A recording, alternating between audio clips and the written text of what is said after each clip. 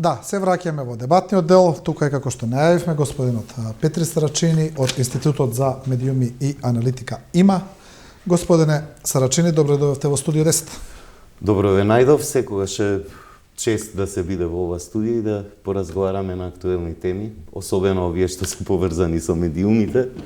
Да, вие како институт кој се занимава токму со таа проблематика, сте најпогоден за оваа тема, значи за информациите, за дезинформациите, за лажните информации, за пропагандата, од каде доаѓа, од каде се шири, поради кои причини.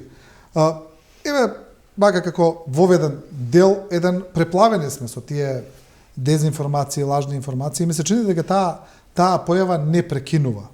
Не само што не прекинува, туку некако се засилува, се зајакнува. Гледаме дека добива приоритети на меѓународно ниво. Гледаме ова што се случува со Твитер, со забраната на акаунтите, дека веќе тоа е една мејнстрим ситуација за разлика од порано. Дезинформациите или поплавата на дезинформации или хиперинфлацијата, можеме дури да ја наречеме на дезинформации, е светски феномен. Се случува насекаде во светот, се случува и во многу развиени демократии, но е особено загрижувачка појава во демократии кои што се, како да речеме, млади или недоволно консолидирани, како што е нашата демократија. Ризиците се големи, бидејќи дезинформациите се ризик и представуваат опасност за демократијата, но и за безбедноста на државата кај нас. Гледаме дека било кој важен политички процес да се случува во земјава е под удар на центри на пропаганда, центри на моќ, кои сакаат да го насочат јавното мислење во одредена насока, која што им одговара за да остварат некаква своја цел. Ние сме како земја нападнати со дезинформации од надворешни центри на моќ, тоа треба да го кажеме отворено и јасно, чија цел е нарушување на стабилноста на државата и отргнување на државата од нејзиниот евроатлантски пат или од евроинтеграциите.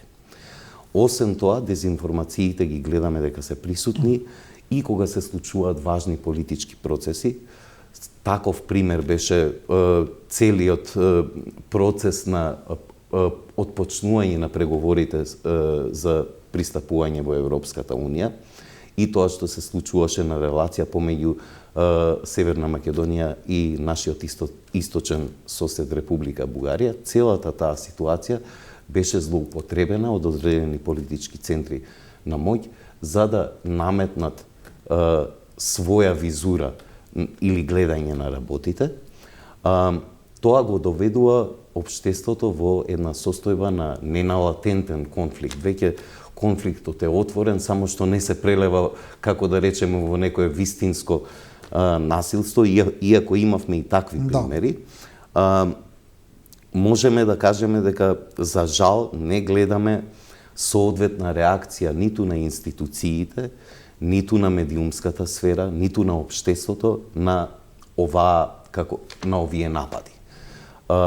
Тоа што треба да се направи, сметам дека треба да се отвори еден сеопфатен пристап или all society, целото општество во сите сфери да работи повеќе на ова прашање.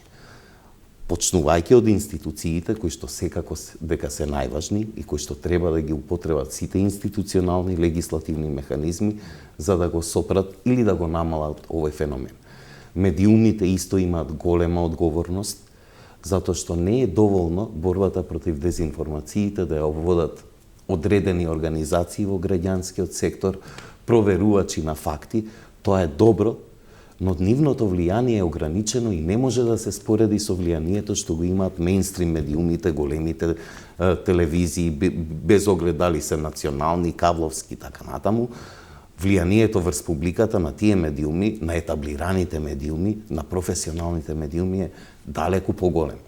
Да. И тие треба да сватат дека овие што создаваат дезинформации, тоа се обично медиуми од 1-2 човека, така, го ризикуваат опстанокот на сериозните и професионалните медиуми.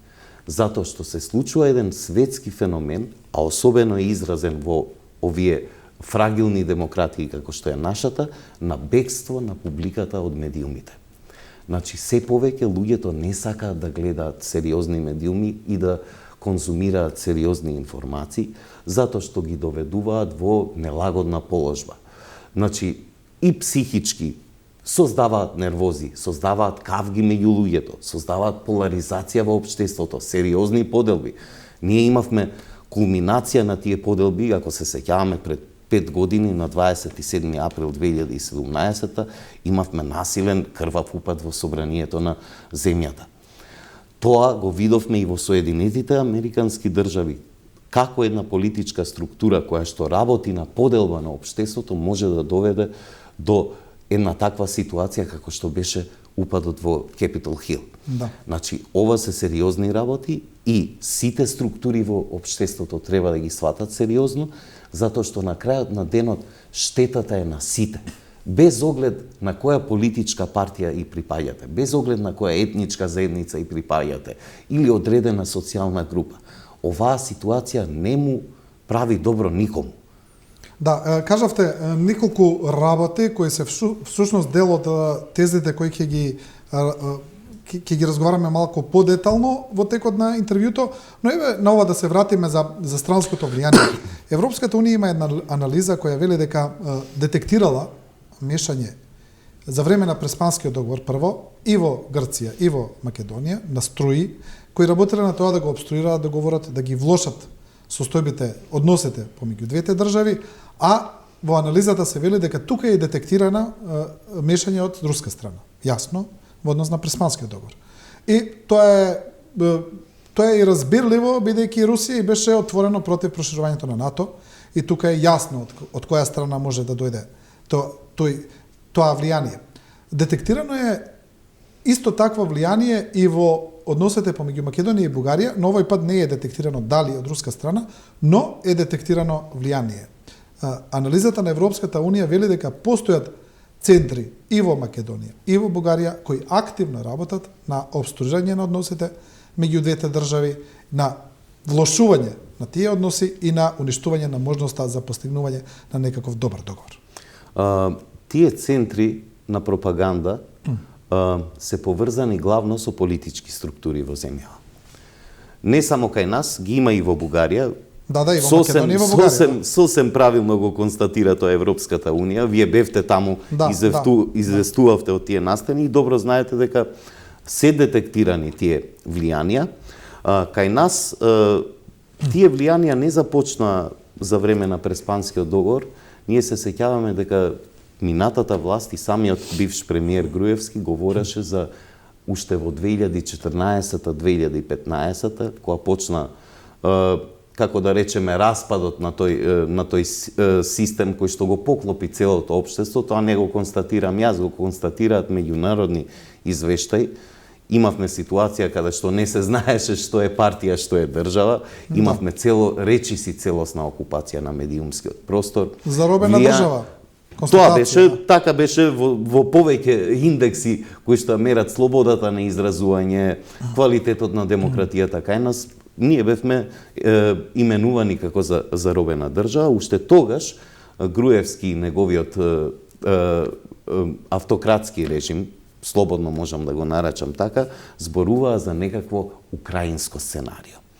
Тие наративи веќе од тоа време заживеа и тогашната опозиција и целиот дел слободарски, можам да го наречам, на општеството кое што се бореше против таа состојба на заробена држава, беа споредувани со структурите во Украина кои што беа прозападно ориентирани и кои што сакаа нивната земја да ја видат како дел од Западот, а не како дел од сферата на влијание на така наречениот руски свет за кој што зборува Русија, Путин и неговите гласноговорници и од институциите, но и од медиумските структури блиски до него. Тоа се засили, особено како да речеме, кулминираше за време на ситуацијата, подпишувањето на договорот со Грција, Преспанскиот договор, и референдумот, но ја видовме истата ситуација и за време на пописот, и за време на изборите, кои што се случува во земјата. Имавме неколку, имавме локални избори, имавме председателски избори, имавме парламентарни избори во овие неколку години.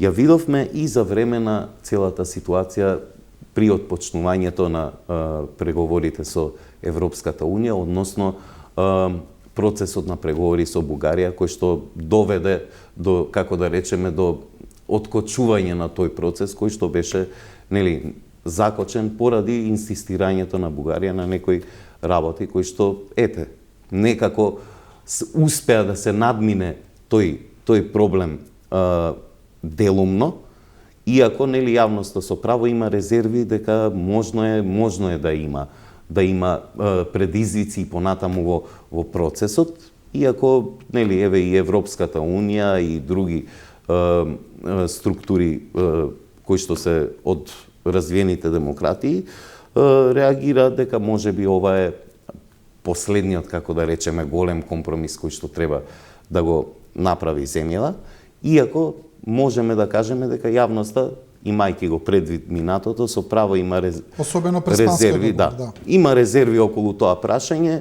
Земјава некако како да во овие 20-30 години како да се соочи со многу компромиси, многу услови, многу тежок пат за нејзиниот напредок, и тоа доведува до некакво обесхрабрување и до некаква, како да речеме, резерва во општеството во однос на евроатлантските процеси, иако земјава нема друг излез. Значи, ние припаѓаме на тој свет, ние сме тргнати натаму, ние сме дел од Европа и дел од Западот, и сега многу ќе зависи од умешноста на политичките елити како ќе го одат тој пат, како ќе ги направат реформите, како ќе направиме се што можеме да направиме како земја, за да го изодиме тој пат побрзо, и тие компромиси, и тие промени во општеството да бидат што побезболни за граѓаните, а граѓаните да ги почувствуваат бенефитите или придобивките од тие процеси, затоа што многу е тешко вие сега да им го објасните на граѓаните што значи тој скрининг за нашата земја, што значи отварањето на поглавјата и така натаму. Треба тие работи, тие промени да станат опипливи за граѓаните. И тука ќе се види умешноста, особено на тие што се на власт, како тие придобивки ќе ги приближат на граѓаните. Да. Тоа за жал сега и не е толку опипливо. Не е, да. Во однос на вие спомнавте неколку пати институциите, дека тие се надлежни да реагираат. Мислам дека постои една перцепција кај граѓаните дека од кога земјата стана членка на НАТО, дека тој институционален одговор треба да биде доста порешителен, побрз, поенергичен во насока на овие пропаганди, бидејќи тоа некогаш се нарекува и хибридна војна против една држава, бидејќи има цел да ја дестабилизира државата по неколку основи, дека институциите требало да бидат доста порешителни во наоѓање на испречување на тие извори на дезинформации и на ширење на пропаганда. За жал, не можем да констатирам дека државата и институциите прават доволно во однос на борбата со хибридните напади со кои што се соочува земјата.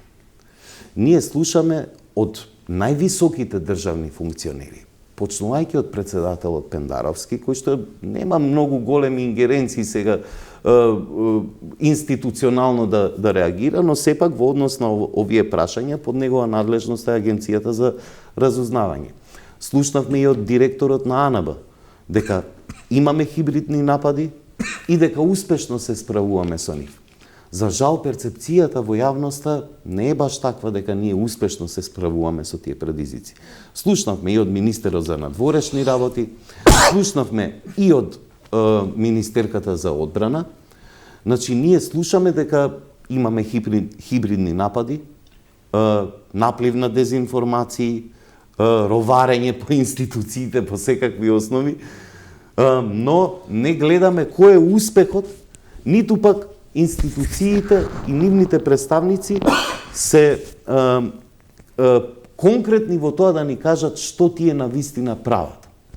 Имавме пред 2-3 години беше објавен тој планот, нацрт планот за борба против дезинформациите што го објави владата. Владата се пофали дека барем што се однесува до нејзиниот дел на работата во институциите, дека работата е речиси завршена, дека се воспоставени механизми за брза реакција кон дезинформациите, воспоставени се некои тела, но не гледаме конкретни показатели да ни кажат институциите кои се конкретните успеси. Дали има обвинување против некои луѓе кои што се дел од тие хибридни напади? Дали има истраги? Дали има конкретни резултати? Организацијата, центрите. Да. Само повторно би го цитирал истражувањето што го објави Метаморфозис при крај на мај оваа година, дека замислете голем дел од граѓаните, две работи би истакнал од тоа истражување, сметаат дека најголеми ширачи на дезинформации во земјава се политичарите и медиумите. И втора и мощна и интересна работа, дека голем дел од граѓаните сметаат дека Европската Унија и поголем дел од граѓаните сметаат дека Европската Унија и Соединетите Американски држави шират повеќе дезинформација отколку Русија. Што значи тоа? Што укажува тоа? Тоа укажува дека руската пропаганда успеала да наметне таква перцепција преку нејзините структури во медиумите, во одредени политички партии. Ги знаеме сега, да не ги именуваме, дури и самите отворено кажуваат дека тие не се на страна на Западот, туку се на страна на Русија. Имаме една парламентарна политичка партија која што гласно го говори тоа. Имаме неколку помали политички партии кои што отворено застапуваат проруски ставови и во однос на војната и руската агресија врз Украина, но и во однос на другите прашања кои што се поврзани со евроатлантскиот пат на земја. Значи, тие структури делуваат отворено. Ги гледаме нивните влијанија во одредени медиумски платформи, дури и во мејнстрим медиумите, но особено на онлайн медиумите и на социјалните мрежи. Гледаме дека постои структура организирана на профили на Facebook, на страници на Facebook, на профили на Twitter, но и на други социјални мрежи, кои што оркестрирано споделуваат одреден тип на дезинформација или пропагандни содржини кои што се на линија која што ја застапува Руската Федерација. Гледаме како тоа се засилува и се шири од повеќе, тоа се стотици, што лажни, но што и вистински профили. Гледаме дека освен овие структури постојат и така наречени инфлуенсери или влијателни личности на социјалните мрежи, кои што ги шират истите идентични или речиси идентични наративи. Работата е видлива, но прашањето е што прават во однос на тоа институциите, што прават во однос на тоа медиумите, што прават во однос на тоа образовните институции. Ајде само уште да ги кажеме наративите кои се, бидејќи наративите се идентификувани.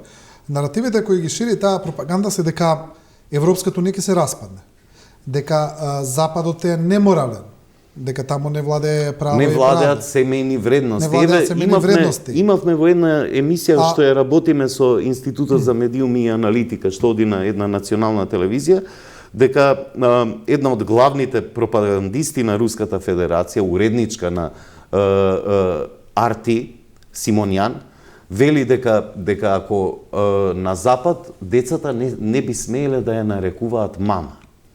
И дека дури државата таму на Запад некаде би ги одзела децата ако ја нарекуваат мама.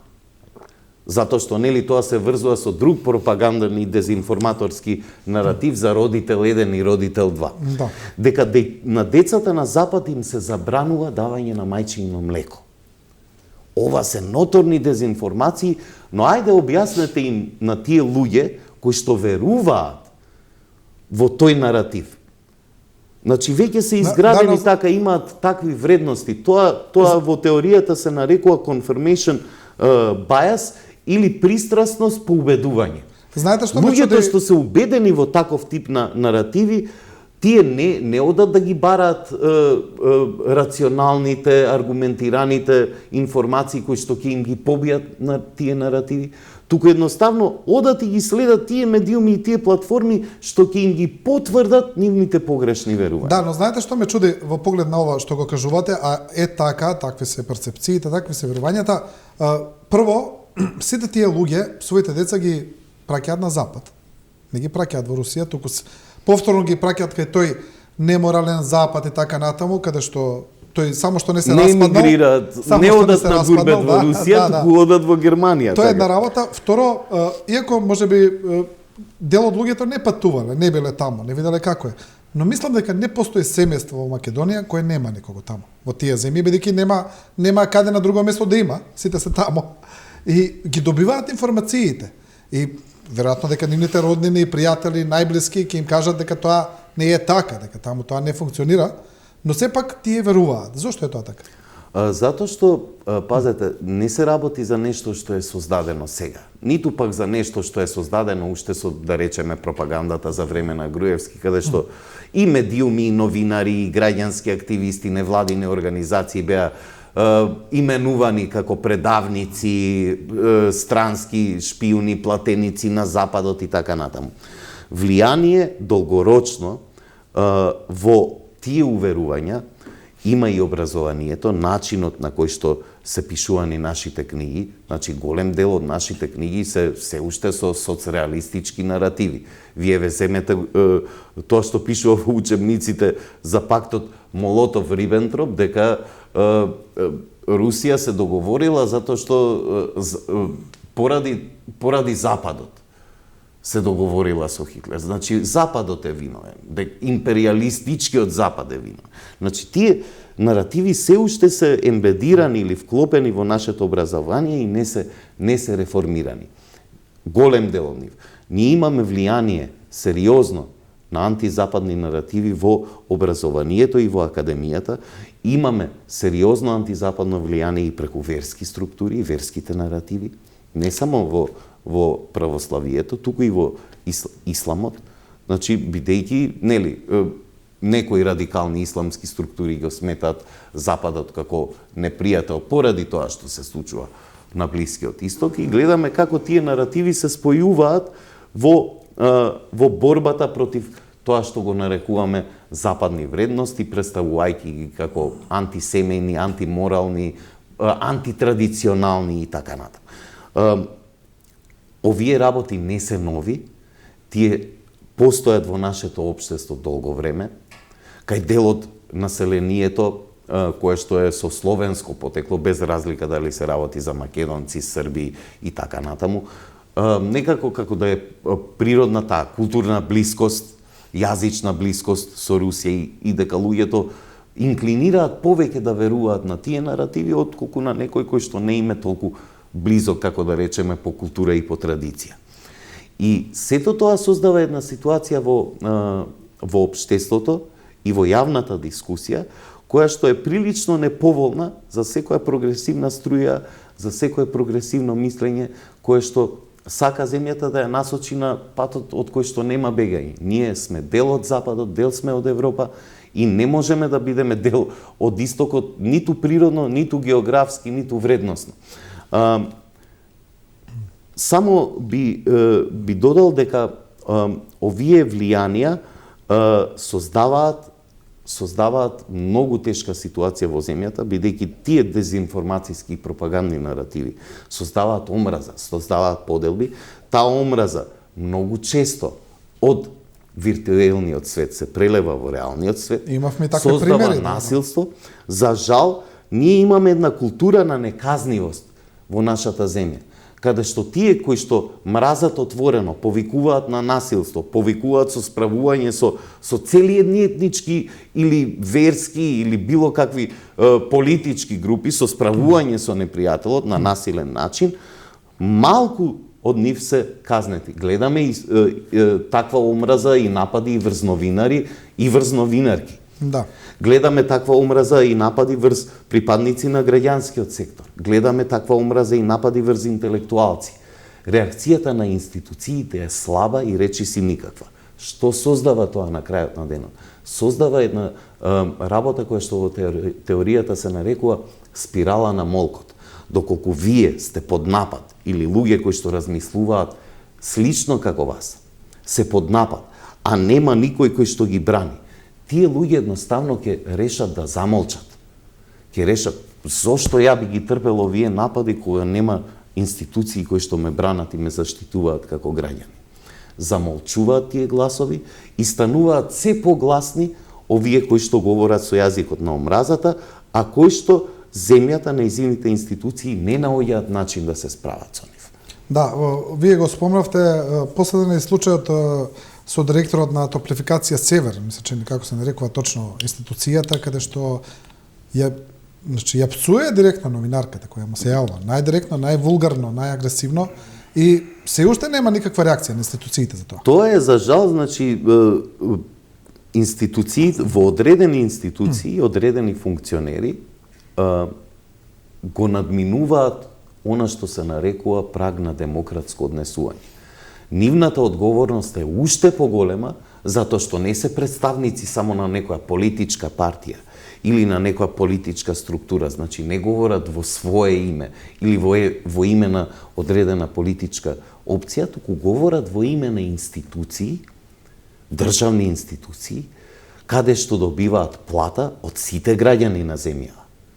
Нивна работа е да бидат отчетни и транспарентни, да им одговараат на медиумите, да бидат кооперативни со нив, а никако да се конфронтираат со медиумите, а не дај Боже да ги пцуат или да ги навредуваат новинарите. Затоа што новинарите и медиумите се гласот на јавноста, гласот на граѓаните, тие работат за јавен интерес. Нели, во теоријата е така, во праксата гледаме и дека многу медиуми се дел од некакви пропагандни и политички структури, односно дека само ги пренесуваат ставовите кои што се генерираат од одредени центри на моќ.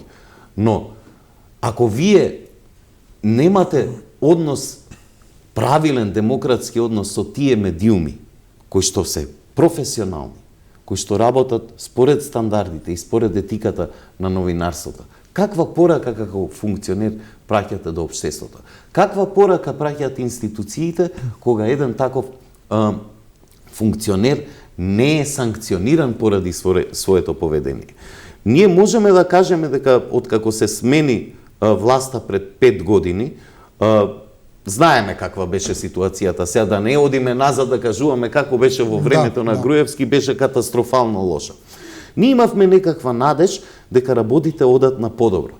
Неколку години поред имаше сите меѓународни извештаи го укажуваат тоа дека има пораст на слободата на изразување, дека има пораст на транспарентноста што ги храни новинарите со повеќе информации, па полесно се откриваат коруптивни скандали и така натаму.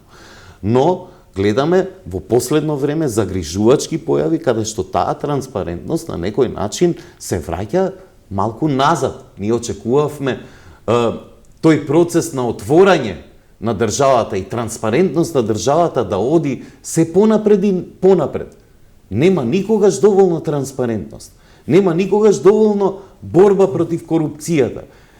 Никогаш не е доволно функционерите да бидат одговорни, туку треба да бидат поодговорни и поодговорни секој ден за да воспостават стандарди за утре било кој да дојде на власт да се води по тие стандарди. Не смееме да дозволиме како општество, без оглед кој е на власт, функционерите да бидат неодговорни и кон функцијата и работите кои што нивните овластувања кои што ги извршуваат, но и кон јавноста. И имавме неколку примери од оваа за време на оваа власт од 2017 па нааму, каде што функционери се извинуваа кон медиумите поради навреди, напади, погрешно кажани работи и така натаму. Судски процеси против функционери. Имавме и судски процеси против актуелни функционери, но тоа е малку, не е доволно. Оваа јавност очекува повеќе. Ако веќе одиме кон Запад, ако одиме кон Европа, ако сакаме да станеме дел од тие развиени демократии, треба да се водиме по тие примери, каде што за 20 евра, за 100 евра погрешно потрошени, за такси, за купено нешто мало, Имате оставки на министри во развиените демократии. Тоа треба да биде нашиот пример, а не неодговорноста и она ајде појќу ти малку 3 дена ќе помине нели уката-буката, ќе се појави некоја нова афера па ќе ја поклопи ова, не е тоа решение.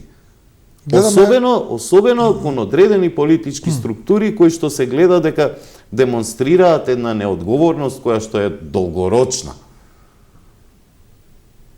Гледаме критичката јавност реагира се почесто и на оние материјали кои доаѓаат од владата, особено ајде да речем од страна на премиерот Ковачевски, на оние промотивни видеа. Скоро имаше едно со лица со хендикеп, но гледаме дека тоа е сега некаква кампања, дека тоа се повеќе наликува на некаква пропаганда која излегува од рамките на дозволената демократска пракса.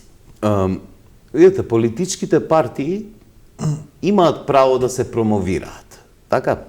Имаат право да си ги кажуваат своите политики, да кажуваат што прават тие за граѓаните или што би направиле, нели, доколку дојдат на власт, но друго е кога вие комуницирате како носител на државна функција. Значи, тука работата треба да биде поврзана со вашата промоција, односно вашата комуникација со јавноста, треба да биде поврзана со тоа што вие го правите како функционер или како институција за доброто на граѓаните. Во ред е да се пофалите, да кажете дека сте направиле нешто, но тука не треба да биде во центарот на вниманието функционерот. Туку треба да биде информацијата која што е важна за граѓаните. Јас имам впечаток дека општо сите политички структури во земја, без оглед дали се на власт, на опозиција, се бават многу со себе промоција, а не со тоа што тие го прават за доброто на граѓаните, со придобивките што граѓаните ги добиваат од нивните постапки. Треба, сега можеби е тоа еден однос на акција-реакција. Ајде сега мојот противник се бави со пропаганда, па јас исто така морам да одговорам за да парирам на некаков начин, бидејќи пропагандата е агресивна, па јас треба да одговорам со некаква, ајде условно да ја наречеме контрапропаганда. Кон што води тоа? Тоа води кон ерозија на целосна ерозија на правото на граѓаните да добијат вистински информации кои што ќе им служат за да направат информиран избор. Оваа флоскула или реченица е дел од сите меѓународни стандарди поврзани со изборите и со политичките процеси. Значи, вие како функционер треба да им овозможите или како институција на граѓаните такви информации, што ќе им направат по-комотна ситуација, да бидат поинформирани и да направат информирани избори. Без оглед дали е тоа за време на изборите како политички процес или во секојдневието. За жал, ние имаме во нашето општество ситуација на себе промоција и на пропаганда и на обиди за дискредитација на политичкиот противник. Мораме да излеземе од оваа ситуација. И тука е клучна и најважна улогата на медиумите, кои што треба да бидат филтер на тоа што е пропаганда, без оглед дали доаѓа од институции, од политички партии или други центри на моќ, а што е тоа вредна информација која што навистина има некаква употребна вредност за граѓаните. За жал, голем дел од медиумите кај нас се однесуваат трансмисивно, како во време на социјализмот. Ова го рекол политичарот А од власта, ова го рекол политичарот Б од опозицијата. Не е тоа улогата на медиумите. Улогата на медиумите е да го филтрираат тоа што го кажал одредениот политичар, без оглед од власт или од опозиција, и на граѓаните да им ја покажат вистината или вредната информација. Значи, не е доволно да седнете двајца политичари во студиот од спротивни страни и сега едниот ви вели надвор врне, другиот ви вели надвор не врне. И сега не е улогата на новинарот да каже особа А вели надвор врне, особа Б вели надвор не врне. Улогата на новинарот и на медиумот е да отиде до прозорот, да го отвори и да види дали надвор врне и тоа да и го соопшти на публиката и да и каже кој од овие двајца во студиово ја кажува вистината и им дава вредна информација, а кој не ја кажува вистината. За жал, многу медиуми потврдуваат во тоа и само пренесуваат тоа што го кажуваат политичарите, а тие често пати дезинформираат и вршат пропаганда за своји лични или партиски интереси. Медиумите не успеваат да бидат брана кон тоа. Да, ова, значи дојдовме до медиумите, но знаете, и вие констатирате, тоа е вистина, дека граѓаните се помалку веруваат на медиумите, новинарите не веруваат веќе толку во новинарскиот интегритет како порано, мислат дека новинарите работат за некакви центри за моќ или за самите себе си, од лукративни причини, владее такво мислење, таква перцепција за медиумите воопшто. Можеби поучени од некои примери кои се случуваа во минатото, граѓаните имаат право некогаш да ги добијат тие перцепции. Ние гледаме дека секој денеска се нарекува новинар, дека не постои некаков стандард што е новинар, а што не е новинар, буквално секој вели дека е новинар. Секој портал вели дека е медиум, исто така немаме некој стандард што е медиум, а што не е медиум. Значи имаме една шума од информации, дезинформации, и ако некогаш и ние самите како професионалци тука лутаме малку во таа шума, како може да се снајде еден граѓанин кој не е толку добро медиумски образован? Оваа теза сега ти ја би ја свртел малку поинаку. Значи не е најважното прашање кој е новинар, кој не е новинар и кој е медиум или кој не е медиум. Новинар може да биде и еден блогер обичен, доколку работи во стандарди. Значи, доколку го почитува кодексот на етика, доколку во неговата сторија има најмалку 2 страни, а и повеќе, кои што доведуваат до доволно информации за граѓанинот да направи информиран избор. И тука би го парафразирал Ейден Уајт, кој што беше долгогодишен генерален секретар на Меѓународната федерација на новинари. Не ја извртувајте тезата, бидејќи тој вели оваа теза им врши работа на центрите на моќ кои што сакаат да го држат новинарството и медиумите под заложниство. Значи не е битно дали си човек кој што работи на блог, или си човек кој што има свој портал, или си медиум кој што има 40-50 новинари во својата редакција. Најважното прашање е дали твојот производ е новинарство или не. Дали ти денес, кога си ја направил сторијата, си ги почитувал стандардите или не. Дали си ги застапил спротиставените мислења, но не само да ги пренесеш, туку и да ја доведеш и вистината, точната информација, колку што е тоа можно да се провери до граѓаните. Дали коментираш или не?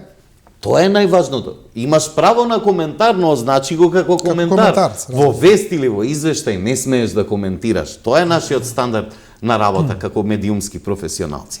Ова се важните прашања.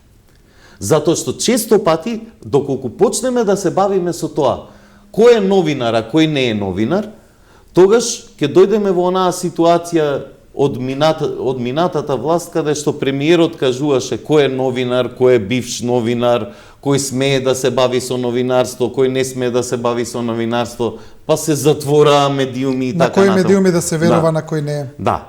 Тоа е многу опасна патека и медиумите и новинарите треба да имаат една основна солидарност меѓу себе. Барем што се однесува до овие базични работи. Имаат право медиумите да имаат уредувачка политика, преференции да бидат лево или десно, но треба тоа да биде транспарентно за публиката.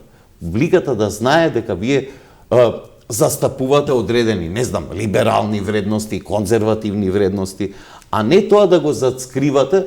Не, ние сме неутрални, не, ние сме непристрасни, објективни, професионални, а во вашиот производ да биде сосем спротивно тоа што се декларира. Да. Значи, овие работи треба да и бидат кажани на јавноста, треба да биде јасна уредувачката политика, транспарентна, треба да биде транспарентно сопствеништвото, треба да се подпишуваат текстовите и така натаму, и така натаму. Ги знаеме стандардите, но овие стандарди треба да направиме се што можеме да бидат јасни и за публиката. Медиумската писменост е многу важна. Таа е една интервенција која што е на долг рок, тоа е долгорочна мерка која што за 10 години треба да создаде една многу поинформирана публика која што е порезистентна, поотпорна кон дезинформациите и пропагандата. Ние, за жал, сме на дното на скалилата во Европа по медиумска писменост и капацитет на граѓаните да ги распознаат дезинформациите и неточните вести. На дното на европските скалила сме во однос на квалитетот на образование. Тука треба да направиме многу повеќе. Ова не е нешто што ефектите нема да се видат утре или задутре, но треба да се работи на тие патеки за 10 години добиеме многу поотпорно општество на дезинформација или на пропаганда од политичарите. За среќа, да не ги критикуваме само институциите и власта, тука се направија некои чекори, се воведува медиумската писменост во образовниот систем, но ефектите на ова нема да се видат веднаш. Државата и институциите треба да направат и некои среднорочни и краткорочни мерки за да се справат со овие проблеми за кои што зборувам. Да, вашиот институт меѓу останатото се занимава и со факт-чекинг, тоа е проверка на факти. Вие земате одредена изјава или тврдење, потоа го проверувате онака чисто во суштина, дали е тоа така и не е така и го соопштувате тоа така, но се чини дека меинстрим медиумите не се премногу заинтересирани по тоа да ги пренесат вашите анализи и на анализите на останатите факт-чекери, дека најгледаните медиуми во држава немаат таква емисија, например, како што ја работиме ние сега да не правам реклама на оваа телевизија, но имаме на национална телевизија една куса емисија од 8 минути каде што разобличуваме 3 дезинформации и тоа што е многу интересно е дека таа емисија постигнува голема гледаност. Затоа што граѓаните сакаат да видат дали допира до луѓето. Допира. Често пати, тие што се бават со економските политики на медиумите, велат, тоа не е атрактивно за публиката, нема да имаме голема гледаност, нема да привлечеме огласувачи. Напротив, публиката сака да знае ако некој не ја кажува вистината или ја лаже. Сака да ги види фатени во лага луѓето кои што често излегуваат во јавноста и ја убедуваат јавноста во одредени работи. Значи, сакаат луѓето да бидат вистински информирани. Луѓето не се глупави, граѓаните не се глупави. Сакаат да го видат тоа и затоа јас ги охрабрувам сите меинстрим медиуми да влезат во оваа борба со дезинформациите, затоа што таа е нивна борба. Дезинформаторите, непрофесионалните медиуми, го загрозуваат опстанокот токму на професионалните медиуми. И ова не е работа која што може да се заврши со неколку граѓански организации, неколку факт-чекинг платформи кои што постојат во земјата, тие вршат на вистина одлична работа, но нивното влијание е ограничено, не може да се спореди со тоа што го има овој екран на кој што гостувам сега, ниту пак екраните на другите национални телевизии или одредени професионални онлайн медиуми кои што имаат огромно влијание во земја. Значи, нивна е, ваша е борбата сега. Борбата со дезинформациите не треба да остане ограничена во граѓанскиот сектор и неколку организации таму кои што действуваат и имаат одредена публика, но таа не може да се спореди со публиката која што ја имате вие или другите телевизии. Да, добро, да го искористиме и ова гостување на некој начин, да го пратиме, да ја пратиме и оваа порака, повеќе да се занимаваат со тоа, бидејќи на тој начин јас верувам дека ќе дојдеме и до главната поента, луѓето од друга страна, ја земам и другата страна на приказната, народот, граѓаните, луѓето, да разберат колку е важно да имаат добри медиуми. Дека тоа е важно за квалитетот на нивниот живот, на крајот на криштото. Добрите медиуми се столб на демократијата. Не можете да имате демократија ако немате слободни, квалитетни, одговорни медиуми кои што на граѓаните им овозможуваат да дојдат до вистината. Нема друг пат за демократијата освен тоа. Значи, треба да имаме одговорни институции, одговорни политички субјекти, одговорни медиуми, одговорно образование. Тоа се работите кои што го создаваат или најмногу влијаат на јавниот дискурс. Доколку го немаме тоа, ние не можеме да речеме дека имаме демократија. Да. Добро, господине Сарачини, ви благодарам на ова гостување. Ви благодарам за можноста, се надевам дека еве оваа порака ќе допре и до медиумските сопственици, ќе допре и до новинарите и раководителите на редакциите. Што повеќе да се работи на оваа тема, затоа што е важна не само за јавноста, за јавниот интерес, туку и за опстанокот на квалитетните и професионалните медиуми во земјата. Имаме квалитетен кадар во новинарството, за жал поради економските, политичките и други односи, ние се повеќе го губиме просторот како медиуми и како новинарство за делување во полза на јавниот интерес. Пикнати сме во поларизацијата која што се случува во општеството, во поделбите. Тоа влијае на бегство. Многу истражувања и светски и домашни покажуваат дека има бегство од публиката, на публиката од медиумите. Едноставно не сакаат веќе да гледаат работи што ги нервираат, што ги прават да се чувствуваат нелагодно и ги прават да се караат со нивните блиски. Треба да го смениме целосно контекстот. Да. Ви благодарам уште еднаш, Петри Сарачини од Институтот за медиуми и аналитика, а на вас, почитувани гледачи, ви благодарам на вниманието и на довербата и за ова Студио 10. Останете со програмата на Телевизија 24.